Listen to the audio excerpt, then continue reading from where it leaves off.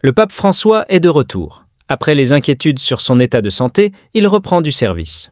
Hospitalisé depuis le 14 février dernier pour une double pneumonie, le souverain pontife s'apprête à faire sa première apparition, publique depuis le début de sa maladie.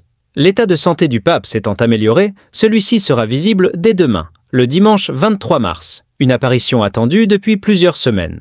Hospitalisé depuis le 14 février dernier pour une double pneumonie à l'hôpital Gemelli de Rome, le souverain pontife s'apprête à faire sa première apparition publique depuis le début de sa maladie. Son état de santé s'étant amélioré, il sera visible dès demain, dimanche 23 mars.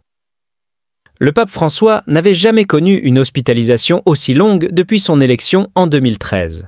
De quoi inquiéter ses fidèles qui n'attendaient qu'une seule chose, son rétablissement. Le 15 mars, le Vatican avait annoncé que le pape Jorge Bergoglio avait encore besoin d'un suivi médical, repoussant ainsi toute sortie imminente. Cependant, un signal encourageant est venu en milieu de semaine lorsque le Saint-Siège a indiqué que son état clinique s'était amélioré. Le souverain pontife fera ainsi, ce dimanche, sa première apparition publique depuis mi-février. Il présidera la prière hebdomadaire de l'Angélus depuis une fenêtre de l'hôpital Gemelli, un rendez-vous qu'il n'avait plus honoré depuis le 9 février. L'amélioration de l'état clinique du Saint-Père est confirmée, précise le dernier bulletin médical du Vatican publié ce mercredi 19 mars.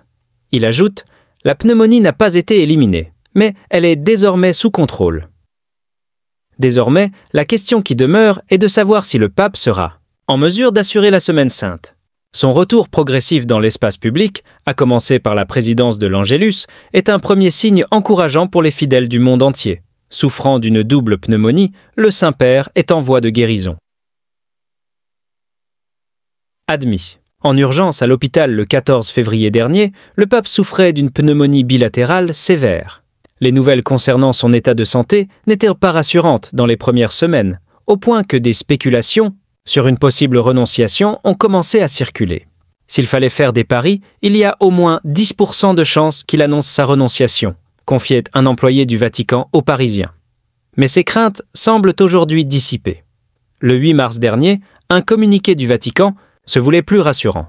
Les conditions cliniques du Saint-Père au cours des derniers jours sont restées stables et, par conséquent, témoignent d'une bonne réponse à la thérapie, précise-t-il.